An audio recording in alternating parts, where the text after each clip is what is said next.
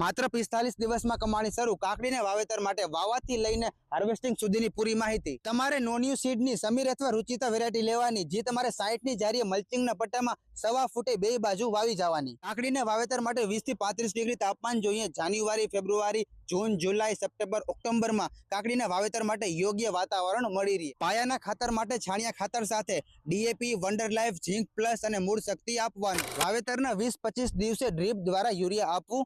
જરૂર પડે તો ફ્લાવરિંગ અને ફ્રૂટિંગના સમયે 19-13-045 અને રેગ્યુલર પાણી આપતું રહેવું પડે। જીવાતમાં ફ્રૂટ ફ્લાય અને થ્રિપ્સ જોવા મળે, એના કંટ્રોલ માટે યલો સ્ટિકી ટ્રેપ અથવા દવામાં આપણે એસિટેમા પ્રાઇડ અને ડેલિગેટનો છંટકાવ કરવો।